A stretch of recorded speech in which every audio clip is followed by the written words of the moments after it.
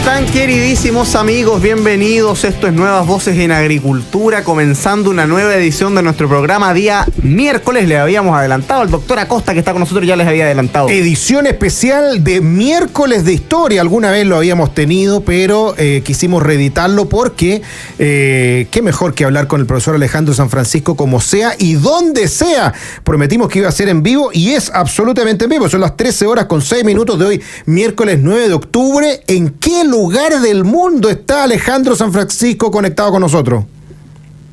¿Cómo está, doctor Acosta? Don Tomás Bengolea, disculpen no estar ahí en el estudio en este minuto, pero estoy en Concepción, en el aeropuerto, porque el vuelo se canceló. ¡Qué grande el profesor Sanfrancisco! A la actividad habitual de Juntos Más Libres de cada mes en Concepción y volvía hoy, pero se atrasó el vuelo. Oiga, pero se escucha impecable, ¿eh? Veo que está con un micrófono especial, audífonos especiales, es como si estuviera con nosotros acá. El problema es que él no nos escucha, ese es el gran problema, pero nosotros lo escuchamos muy bien. ¿Nos escucha o no? Escucho con escaso retorno, ¿eh? Estamos tratando de solucionar el tema. Eso, vamos muy audio, bien. Pero ustedes me escuchan bien. Nosotros lo escuchamos de manera impecable. Aprovechemos de contextualizar mientras el profesor Sanfrancisco ahí hace maniobras técnicas. Exacto, está con todo un equipo técnico que lo está asistiendo en Concepción. Habíamos anunciado, queridos amigos, en los días, en las semanas anteriores, que los jueves de historia, en este caso miércoles, pero en nuestros programas de historia semanales aquí en Nuevas Voces, se lo íbamos a dedicar a la reflexión, al análisis, a la conversación sobre lo que fue el 18 de octubre de 2019. Los que habrán escuchado nuestro programa el pasado jueves de la semana pasada, conversamos sobre las causas del 18 de octubre, sobre lo que se vivió el 18 de octubre, sobre los análisis, los debates o las discusiones en torno a el concepto de lo que ocurrió el 18 de octubre, si era un estallido, si era revolución, si era golpe de Estado, en fin.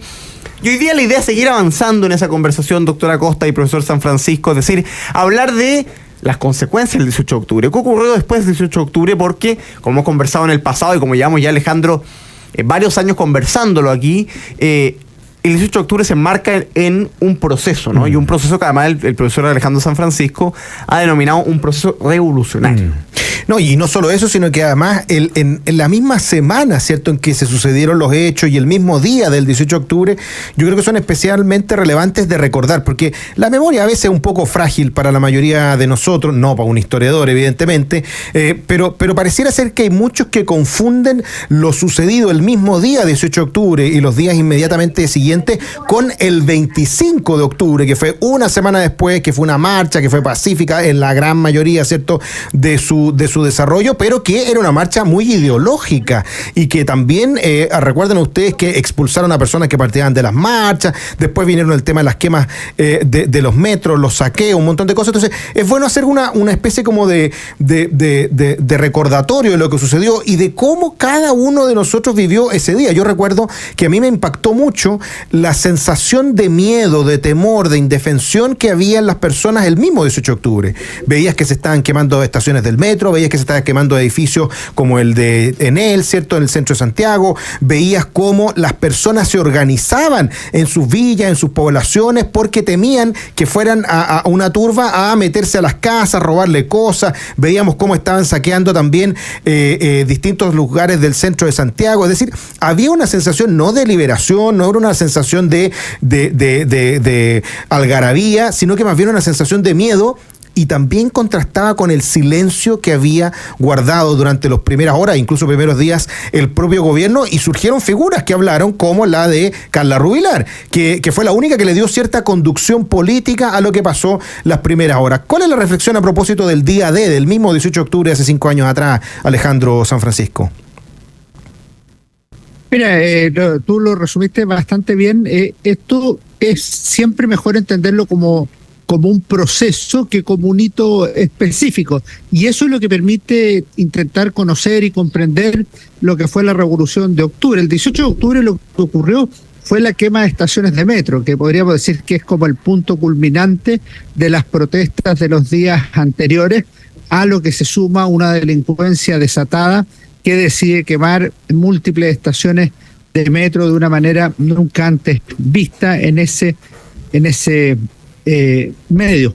y de ahí se desata todo el proceso posterior, que tiene reacciones de la ciudadanía, del gobierno y de la oposición, que se dieron cuenta tardíamente las autoridades políticas que el tema era mucho más grave de lo que habían considerado los días previos durante las manifestaciones de los escolares por el alza de 30 pesos en los pasajes de la locomoción colectiva, y eso llevó a que el gobierno tratara de recuperar la conducción, pero lo hizo levantando una agenda social muy generosa, pero evidentemente tardía por una parte. Por otro lado, había una incomprensión de los sucesos, y si las semanas anteriores se había dicho que esto lo había definido un panel de expertos y por eso se subían los 30 pesos y el gobierno poco menos que no tenía nada que hacer, después se revierte la medida en ese sentido.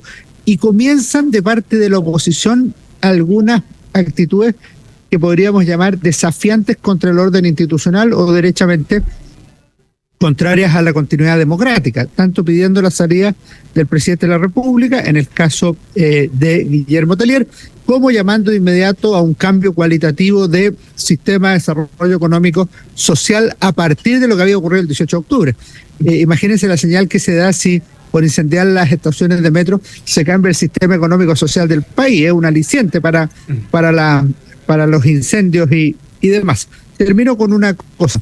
Lo relevante es que desde el punto de vista de la población, en general, se produjo una aprobación respecto de los acontecimientos. Y en esto las cosas hay que entenderlas en su tiempo histórico, porque la encuesta CEP de hace unos días muestra que muy poca gente apoyó el estallido social. Pero resulta que en ese tiempo fue mucha la gente, más de la mitad de la población, que sí dio el apoyo a lo que estaba ocurriendo en el país. Entonces eso también hay que ponderarlo sin presentismo, sino con una comprensión histórica, y esto significa en el contexto de lo que ocurrió el 2019. Alejandro, mencionaste algo que es bien interesante y que tiene que ver con la actitud o la posición desafiante a la institucionalidad o al orden institucional de ciertos sectores o de la oposición de la época. Y es importante hacer ahí un doble clic, porque siempre se dice en la discusión pública, ¿no?, de que aquí hubo una izquierda que quiso derrocar al gobierno, que aquí hubo una izquierda que avaló la violencia, una izquierda que utilizó políticamente la violencia en favor de sus intereses políticos desde el 18 de octubre en adelante. Pero la verdad es que si uno empieza a hacer como el detalle, ¿no?, y le pone una lupa al sector de la izquierda, es difícil distinguir. Fue el Partido Comunista el que pedía que el presidente Piñera dejara el gobierno, pero fue el presidente del Senado del Partido por la Democracia, es decir, del socialismo democrático, Quintana, como se le llama, Quintana, que dijo que el presidente, si quería seguir gobernando, tenía que aceptar la existencia de un parlamentarismo de facto, es decir, tenía que entender que el régimen político había cambiado por la fuerza de los hechos. ¿Cuál es el análisis que haces, Alejandro, desde el punto de vista de esa actitud de las izquierdas en general? ¿Hay ahí simplemente oportunismo político? ¿Hay una convicción de que el movimiento social o de que lo que se generó en octubre era tan potente que debía cambiar el orden político? ¿Hay simplemente un intento de derrocar el gobierno de Piñera y si hubiese sido otro, eso no hubiese sido así? ¿Cómo lees esa actitud, no solo la izquierda radical, sino también incluso personas del PPD, del PS, que es una izquierda con la que supuestamente se gobernó en Chile por 30 años con cierta razonabilidad? Yo creo que son dos elementos de naturaleza distinta. Lo primero es que todos los sectores políticos se vieron sobrepasados por los acontecimientos, de manera que tuvieron que adaptar sus posiciones, sus decisiones al 18 de octubre y los días siguientes. E incluso después se retomó la violencia, en algunos casos promovida por actores menos relevantes de la política o con tolerancia de los sectores políticos. ¿Qué significa esto? Que en la práctica la posición fue reactiva. Entonces, yo sinceramente no veo que el Guillermo Tellier haya pedido la renuncia al presidente Piñera. Lo que él dice, bueno, si no se la puede en estas circunstancias, tiene que renunciar, como en el fondo tratando de llevar agua para ese molino. En la misma línea está la posición del Frente Amplio, que es de alentar la movilización popular en las calles para producir determinados cambios que todavía no estaban muy claros, pero que afectaban a lo que se llama los derechos sociales, pensiones, educación, salud y otros.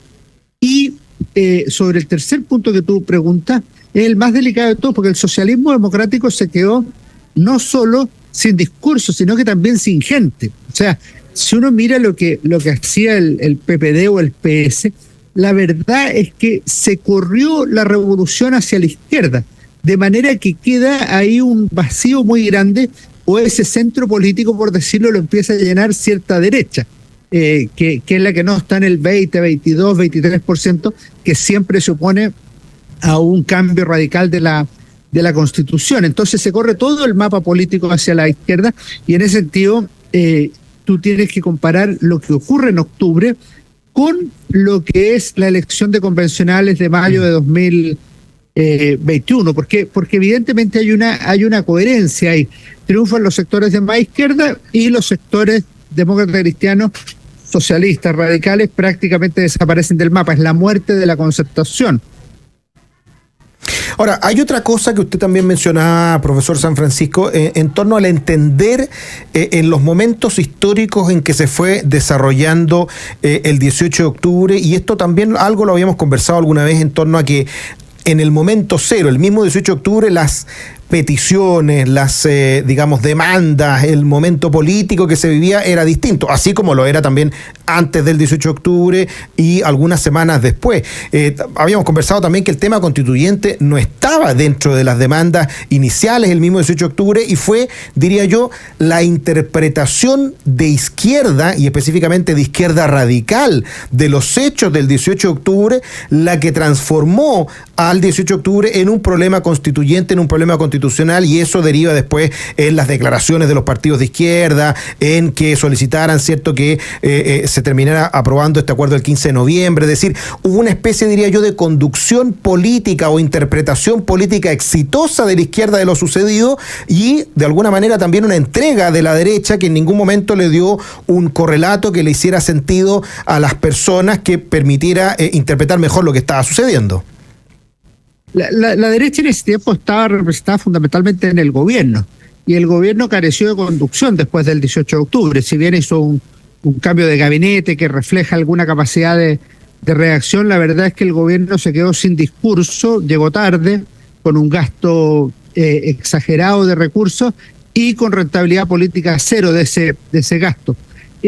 Yo tengo una pequeña diferencia contigo. Yo creo que si bien los sectores más radicalizados de izquierda y movilizados en la calle fueron los que impulsaron la idea de que esto se solucionaba con un cambio de constitución, la verdad es que se produjo un pensamiento hegemónico en torno a noviembre. O sea, antes de que esto se discutiera seriamente a nivel político, el presidente Sebastián Piñera dijo que debiera haber un Congreso Constituyente que hiciera una nueva constitución. O sea, compra ese diagnóstico, sea como diagnóstico o como forma de solucionar el problema puntual que vivía Chile.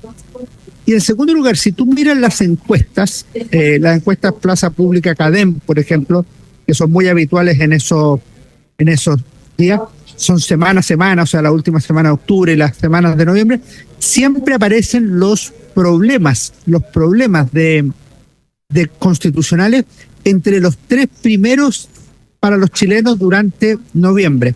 De manera que ahí hay un cambio que es crucial, porque nos indica que la sociedad también se fue involucrando en la idea de que un cambio de constitución era lo que iba a solucionar los problemas de Chile, y que no había solo que hacer un cambio en las pensiones, un cambio puntual en la educación o en la salud. De manera que el apoyo de la izquierda, el gobierno que se suma a esa postura y el apoyo popular mayoritario terminan confluyendo en torno a la necesidad de un cambio de constitución. Sí, no, yo estoy de acuerdo con eso, profesor San Francisco. Solamente mi punto es que en ausencia de diagnóstico de la derecha y solo existiendo este diagnóstico de la izquierda, creo que gana un poquito como porque no había competencia, digamos, porque era el único diagnóstico político potente, se lo termina comprando a la derecha a ausencia de alguna otra cosa más, y evidentemente las personas se terminan plegando, creo yo. Ahí estamos de acuerdo, o sea, en ausencia o porque la derecha se suma a ese diagnóstico, que en definitiva es lo que se resuelve entre los partidos entre los partidos de gobierno y de oposición. Claro. Es interesante, a la vuelta de la pausa podemos conversar a propósito de esto junto a Alejandro San Francisco, porque si hay un liderazgo que en esos días se desmarca de este diagnóstico imperante es el de José Antonio Kast, ¿no? Que pide estado de excepción constitucional, que se desmarca de la idea de que la marcha del 25 de octubre cambia la forma de ver el Chile en los últimos 40 años. De hecho, él reivindica las ideas de la Constitución del 80 ese mismo día, y después se opone también al acuerdo del 15 de noviembre. Correcto. Y ese es quizá el minuto en que se desfonda el gobierno de Piñera y pierde al electorado de derecha. Y de hecho esa fue la única... Después el liderazgo de José Antonio. Entonces es interesante hacer ese alineamiento para ir comprendiendo cómo el 18 de octubre también, y lo que conversamos, lo que estamos viendo después, fue marcando un poco los ejes políticos, lo decía bien Alejandro, no solo la elección de convencionales de ese 2021, sino la presidencial de ese mismo año. A fin de año es cuando José Antonio Kast le triplica casi a Sebastián Sichel en primera vuelta. Exacto. Y fue la única fuerza política que no se sumó al acuerdo del 15 de noviembre. Junto al PC, yo creo que el PC tampoco lo firmó. El PC tampoco se sumó. Sí. Tiene toda la razón. No obstante que el PC después llamó a votar a prueba. Hagamos la primera pausa comercial. Estamos junto al profesor San Francisco y siempre en compañía del doctor Jorge Acosta. En pocos minutos estamos de vuelta aquí en nuestro programa Nuevas Voces. Estamos de vuelta, queridos amigos, con su programa Nuevas Voces en Agricultura. Sigue la discusión, es un interesantísimo tema que estamos conversando aquí. Así es, sobre el 18 de octubre junto al profesor Alejandro San Francisco.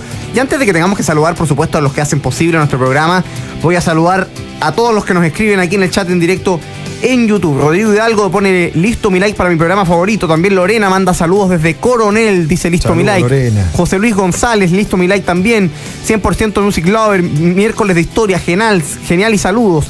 Mauricio Pavés también manda muchos saludos, dice felicitaciones a jóvenes con convicción. Nos escribe también Andrea Hausdorff, pone felicitaciones al doctor Acosta, ayer lo vi en Sin Filtro.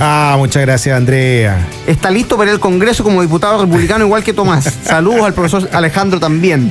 Cecilia Castro también lista su like. María del Pilar Figueroa, listo su like desde Viña, saludos para ella. Iván Andrés Ayala, Rodrigo Codocedo, Elena Méndez, Karen Valderrama pone mi programa favorito de agricultura, qué gusto verlo. Saludos desde Concepción, donde está el profesor San Francisco en estos minutos. Juan Rigoberto Zapata Díaz, hola a todos, muy buena su exposición en Sin Filtros ayer, doctor. Muchas gracias. Acosta. También nos escribe Pedro Fernández, Carla Reyes, que también estuvo viendo el doctor Acosta en Sin Filtro. Nos escribe Rolando Rodrigo, por supuesto. También Rodrigo Hidalgo. Consuelo Salazar dice, atenta al miércoles de historia en el análisis de esa revolución que espero sea rematada en las próximas elecciones. Ojalá la Tere haya pasado invicta a su examen. Sí, le fue muy bien. Así que agradecemos sus comentarios, sus restos, sus buenas vibras. Así es. Le fue muy bien, así que anoche estuvimos celebrando. Hasta temprano, eso sí, pero estuvimos celebrando como corresponde. Karen Hurtado también pone muy bueno este programa. Nos escribe Andrea, nos escribe Super Linduritas, nos escribe por ahí. También Gustavo Ursúa nos manda saludos. Nos escribe Andrea, pone Tomás, me adivinaste el pensamiento. Estoy convencida de que Chile Vamos puso a Kast en segunda vuelta el día que entregaron la Constitución. Vamos a conversar de eso en algunos minutos. También Silvia Yancamil, Cristian Torres nos escribe, Roberto Duarte, Andrés Muñoz, Danilo Sangüesa pone excelente programa. Saludos para todos, póngale me gusta y así vamos llegando a más personas. Doctora Acosta, ¿quién hace posible este programa? Con Enel, activa tu modo eficiente. Juntos podemos cambiar los hábitos de consumo energético y ahorrar energía al mismo tiempo que cuidamos el planeta. Descubre más en enel.cl. Posgrados de la Universidad San Sebastián cuenta con más de 100 programas en diversas áreas del conocimiento. Más de 14.000 egresados han preferido sus magísteres, diplomados, postítulos y especialidades. Conoce más en posgrados.uss.cl. Y en Capital te acompañan en tu presente y futuro para que puedas cumplir tus metas. Descubre todos los servicios que tienen para ti en cada etapa de tu vida. Capital, contigo en tu presente y futuro. Visítalos en fpcapital.cl. Profesor San Francisco, dejábamos anunciar un tema que es interesante analizar y yo sé que a nuestros auditores les va a interesar y que me interesa que usted pueda desarrollarlo. Que tiene que ver con... Porque hemos conversado sobre el rol de la izquierda y el profesor bien explicaba un poco la situación en la que quedó la oposición al gobierno del presidente Piñera después del 18 de octubre. Pero es también, Alejandro, interesante tratar de comprender qué pasó con la derecha, no solo en términos políticos, que efectivamente en ese minuto estaba fundamentalmente representada por el gobierno del presidente Piñera y por los partidos de Chile Vamos, que eran partidos que habitaban el gobierno, sino que ocurrió también, Alejandro, como con la derecha sociológica, ¿no? La derecha social o con el electorado de derecha, porque la verdad es que una vez que se da la alternativa del 15 de noviembre, la salida supuestamente institucional a la crisis, hay voces opositoras, entre ellas yo diría que José Antonio Kast es como el liderazgo de ese mundo, pero lo cierto es que hay también un desmarque importante de la gente de derecha con el gobierno del presidente Piñera.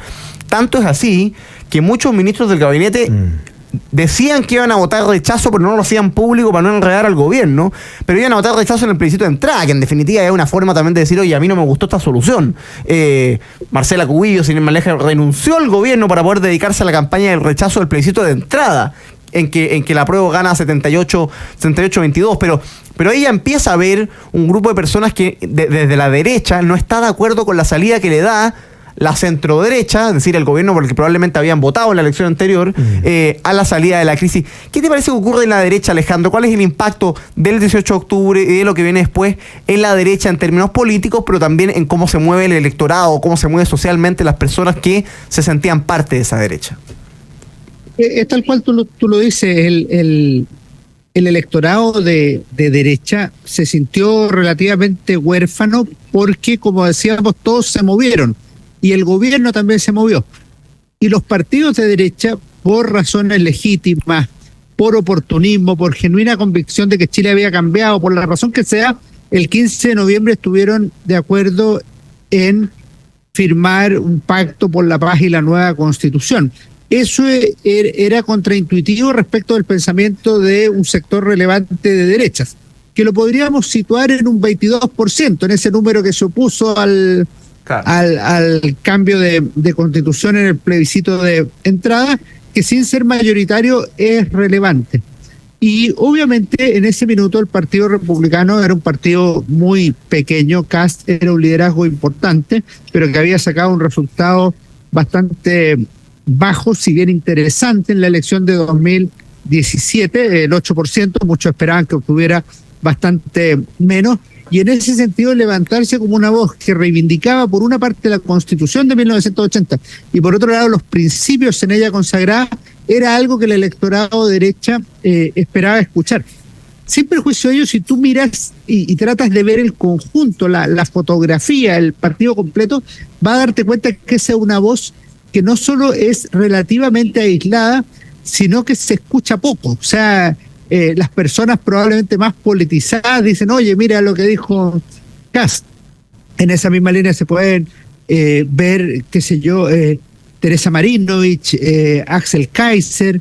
Me parece que José Francisco Lago desempeñó un rol importante también en los medios de comunicación, el director del Instituto República, pero fueron pocas las voces que estuvieron dispuestos a decir, mira, nosotros no cruzamos este Rubicón que significa ceder la Constitución o regalar la Constitución en esa interpretación, cosa que las derechas o la centro-derecha de Chile Vamos había hecho, algunos con más decisión, otros con menos convicción. Pero efectivamente la voz de José Antonio Kast fue relevante, pero se escuchó con mucha más fuerza en las elecciones del 2021 que en medio del ruido ensordecedor de la calle de 2019.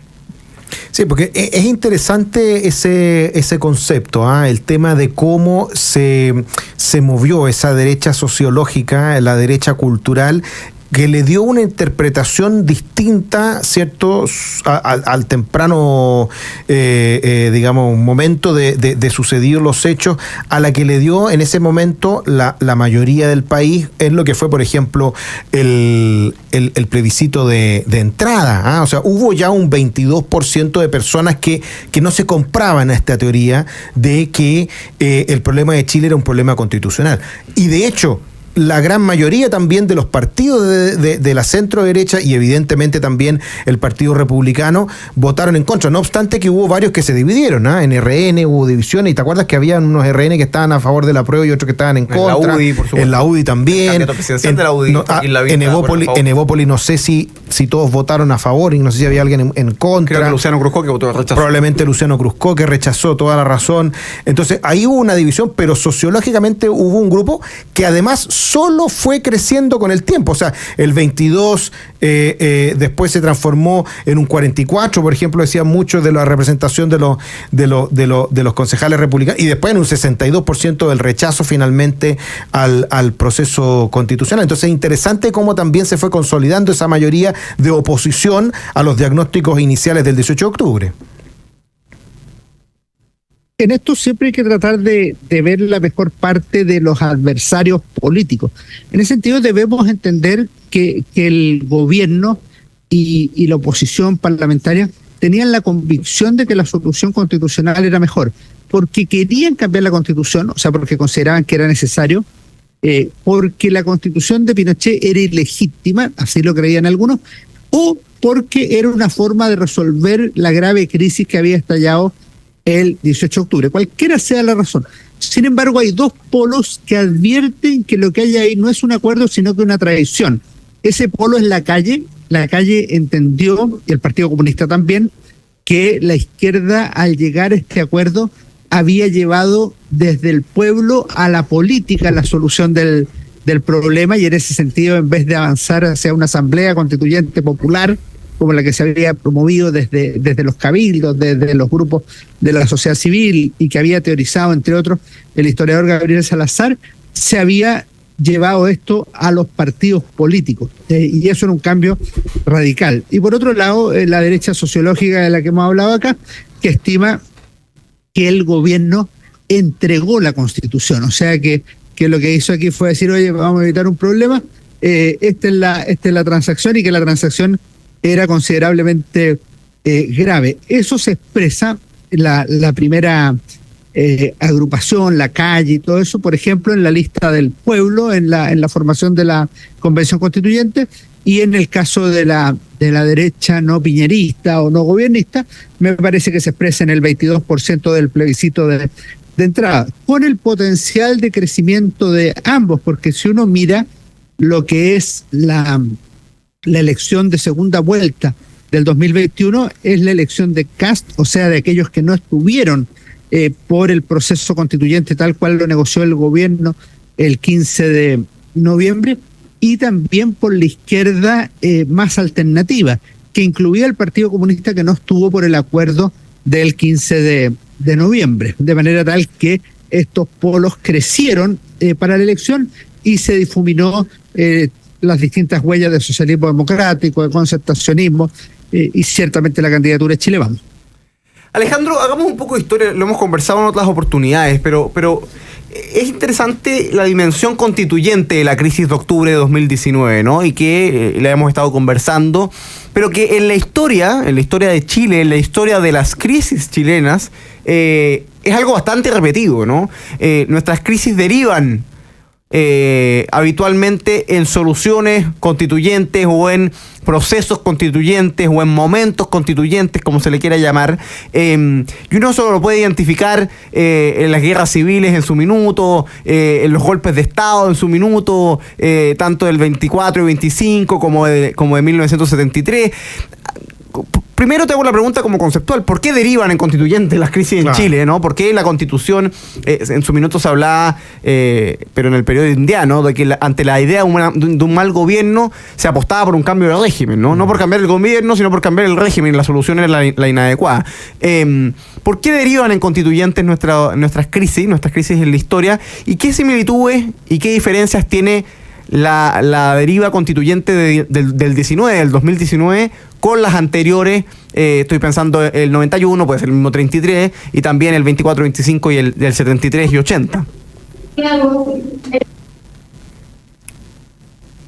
Cuando uno revisa las crisis institucionales de Chile, existen lo que se llaman los patrones de las intervenciones militares en Chile. 1829, 1891, 1924, 25, 1973. ¿Y qué es lo que se produce en esos procesos? Una profunda polarización política, es decir, se vacía el centro y se llenan los extremos, ese es un primer elemento. También se produce una discordia constitucional, y ojo que esa es una de las razones por las cuales las crisis son constituyentes, porque tienen un problema constitucional de origen, por ejemplo, muy claro en 1891, cuando se discute entre el presidencialismo y el parlamentarismo. Entonces después dice, bueno, ¿y cómo resolvemos esto? Bueno, con una nueva constitución que consagre un sistema muy bien armónico, que funcione. Y después otra característica que tienen es que los militares pasan a ser actores decisivos a través, por ejemplo, de la invitación a los militares a gobernar, lo que se llama la politización del ejército, o a resolver el conflicto, es decir, la militarización de la política. Y en esos casos es profundamente decisivo lo que ocurre en todos esos procesos. 1829, 1891, 1924, 25, 1973 son intervenciones militares en forma de guerras civiles o en forma de golpes militares. La gran diferencia, o sea, todos esos patrones los que acabo de decir, la polarización política y, por ejemplo, la discordia constitucional, existe el 2019. Lo que no existe es la solución militar. Es decir, ese es un cambio grande que tiene el 2019 respecto a las crisis anteriores. En cambio, la solución, que es la solución constituyente, es la misma que en los otros procesos, porque se entiende que una nueva constitución va a resolver los problemas de Chile como no ha sido capaz de resolverlo la constitución anterior, el gobierno anterior, la clase política previa. Hagamos nuestra última pausa del día de hoy. Estamos conversando con el profesor Alejandro San Francisco en este especial miércoles de historia, analizando lo que fue el 18 de octubre y además las implicancias que ha tenido hasta el día de hoy. Estamos en Nuevas Voces, ya volvemos, quédese ahí. Estamos de vuelta, queridos amigos, con su programa Nuevas Voces en Agricultura en este jueves de historia, siempre en compañía del doctor Acosta, por supuesto que muchos a más auditores le escriben por su participación ayer en Sin Filtro. Estamos conversando con el profesor Alejandro San Francisco. Hablando a propósito del 18 de octubre. Le toca a usted disparar, doctor Acosta. Sí, no, hay un tema que, bueno, nos estamos acercando ya a lo que viene después del 18 de octubre propiamente tal, que fue este acuerdo del 15 de noviembre, que no hay que olvidar el título que tenía, que tantas veces se dijo, por la paz y la nueva constitución. Y incluso después de que se firmó, no llegó la paz, porque hubo mucha violencia después del 15 de noviembre, quizás no tanta intensidad, pero hubo mucha violencia después del 15 de noviembre. Recién empezó a llegar esa paz aparente cuando llegó el verano, cuando empezó el tema del COVID, pero evidentemente no fue producto de la firma del acuerdo del 15 de noviembre, y tampoco llegó una nueva constitución, y de alguna manera desapareció el problema constituyente que tanto angustiaba a la izquierda radical y a una centro derecha que hasta el día de hoy muchas veces insiste que el problema de Chile es un problema constitucional o un problema meramente de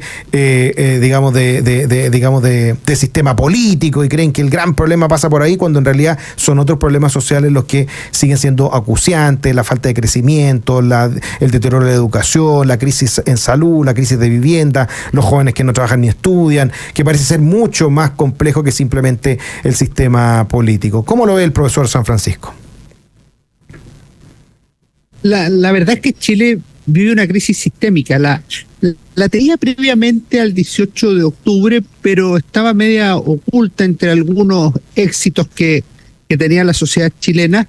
Pero si tú miras del 2006 en adelante, Chile creció bastante menos, la capacidad de derrotar la pobreza se disminuyó.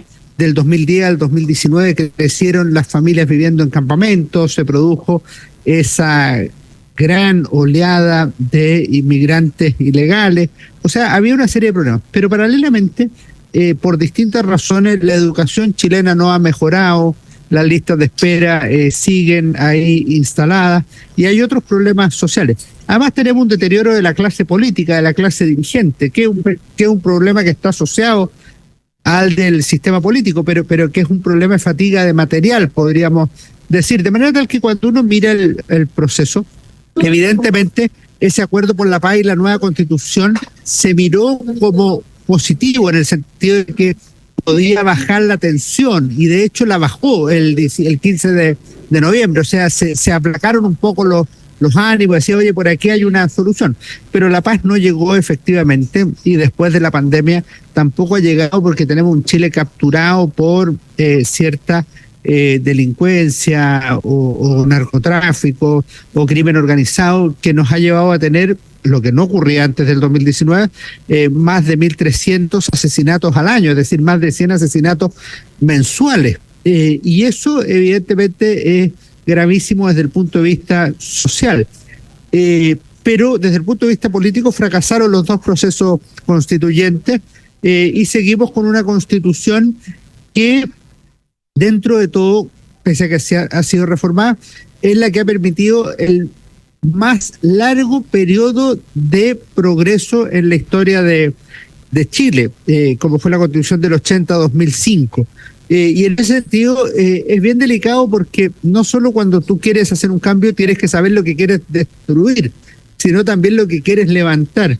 Y en este segundo plano no hubo acuerdo en la sociedad chilena, como sí lo había existido en el primero, especialmente para el plebiscito de entrada. Alejandro, hay una pregunta que es interesante. Ya estoy pensando en la línea de las consecuencias del 18 de octubre, porque nos quedan algunos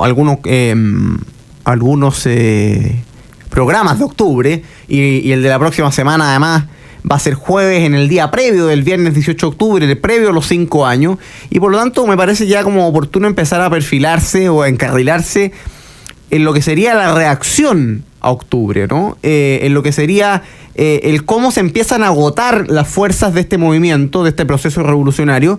Y por lo tanto mi pregunta tiene que ver, tú lo comentabas, Alejandro, en una de las primeras preguntas, ya derechamente con la elección de mayo del 2021, en que se elige la primera convención constitucional, y que quizá esa composición de la convención, ese triunfo de las izquierdas, y de las izquierdas incluso extra parlamentarias, de un grupo de personas supuestamente independientes, la lista del pueblo, en fin, muestran de forma bien clara como el ambiente revolucionario que había, ¿no? Una elección con voto voluntario, en fin, en pandemia, uno puede tener todas las críticas al ser verdaderamente representativa, pero lo cierto es que la gente que fue a votar votó por fuerzas que eran coherentes o que estaban en la línea con la idea de la refundación, con la idea de la crisis de octubre. ¿Cuándo, Alejandro, parece a ti que se empiezan a apagar los fuegos de ese movimiento, ¿no? Que en esa elección del 2021 estaba todavía tan viva, ¿no? Y se inaugura incluso con esa cosa, con la soberbia del que está envalentonado, a tal punto de que pifiaban el himno nacional y hacían callar a los niños chicos. Era una cosa como y el discurso, venimos a refundar Chile. El discurso de Loncón fue en esa línea también, de la presidenta Elisa Loncón. ¿Cuándo se empieza a apagar eso, Alejandro? Y que además nos va a llevar a conversar en los próximos capítulos a cómo hemos llegado hasta donde estamos hoy día. A mí me pareció una cuestión clave para entender es que todavía le quedaba, había fuego revolucionario después de las elecciones de mayo, después de la instalación de la convención el 4 de julio y durante el desarrollo de la convención. Y a mí me parece que el último viento de la revolución es la elección de Gabriel Boric como presidente de la República. Es bueno entenderlo dentro del mismo proceso, porque me parece que explica y clarifica muy bien las cosas. Evidentemente, esto nos va a llevar entonces a evaluar cuándo se produce el quiebre y quiénes son los que lo motivan. Y en ese sentido yo creo que lo podemos explorar con más detención en un próximo programa, pero yo creo que el momento clave es precisamente la derrota de mayo, porque se forma en la convención un grupo muy potente de personas dispuestas a arriesgar su capital político para oponerse al proceso. Obviamente había algunos que querían llegar a acuerdos y que pedían perdón por distintas cosas, pero en general hubo liderazgos que dijeron en ese minuto, mira, las posibilidades de llegar a un acuerdo positivo para Chile son bajas. Al final se mostraría que la nueva propuesta de constitución la impuso la amplia mayoría que existía en dicha convención, y a eso nos vamos a oponer. Yo creo que ahí hay una primera reacción potente, orgánica y con valor político de futuro. Nos quedan los últimos minutos, no sé si alcanzamos a tener recomendación de libro, lo tiene por allá, profesor San Francisco, nos va a contar. Perdimos el audio. Ahí lo escuchamos. Bien, sí, dele. Dos cosas, doctora Costa. Primero, yo quiero felicitar a la madre patria, quiero felicitar a España, que este 12 de octubre está en su día nacional, y y es una fecha muy, muy importante para ese país, es muy importante para el mundo hispano. Saludar a su embajador y a las autoridades, y recordar especialmente a Ernesto Heredero del Campo, que era el consejero cultural de la Embajada de España en Chile, que es el equivalente al agregado cultural del nuestro, que falleció en agosto, una persona notable, un gran tipo, que me lo presentó José Ramón García, Joserra, por email y para que nos juntáramos y nos conociéramos. Y la verdad es que fue un gusto conocerlo y lamentamos su temprana partida, y no quería dejar de hacer ese saludo. Y como recomendación de libro, vamos a tener esta, ¿se ve ahí? Democracia muerta. Tiene un título duro. Chile, América Latina y un modelo, y ahí no alcanzo a ver. Es una investigación muy, muy completa. Chile, América Latina y un modelo estallado del politólogo Juan Pablo Luna. Me parece que es un libro muy, muy potente, muy profundo, porque se sale del típico análisis meramente político y aborda los problemas sociales, la emergencia del narcotráfico, la situación de los jóvenes, la falta de integración de las ciudades. O sea, hay una serie de temas que están presentes en esta obra de Juan Pablo Luna, publicado por Ariel, y agradezco la gentileza de Planeta Chile de haberme enviado este libro, que es realmente muy, muy valioso para quien quiera consultarlo. Muy bien. Democracia muerta, entonces, Juan Pablo Luna, es un interrogante en realidad, es una pregunta, si es que la democracia estaría muerta. ¿Democracia muerta? Efectivamente. Doctora Acosta, se nos fue el tiempo y vamos a ser puntuales. Se nos fue el tiempo, estamos terminando. Agradecerle muchísimo al profesor Alejandro San Francisco por habernos acompañado en este miércoles de historia. Usted quédese. Desde la región del Biobío. Desde la región del Biobío, desde el aeropuerto. Cuya propietaria no es ni más ni menos que Pacha Arpentier. Claro, de la región del Biobío, su región del Biobío. Y me van a tener que aguantar un segundo, solo uno. Ya se lo conseguimos. Un cariño especial, un abrazo gigante a Mónica Bravo, gran amiga de juventud del Colegio Inglés de La Serena, hoy de cumpleaños, así que un saludos para Mónica. Saludos para ella, para todos ustedes. Viene Deportes en Agricultura, doctora. Y nosotros nos vemos mañana en una nueva edición de Nuevas Voces. Que esté muy bien. Chao, chao.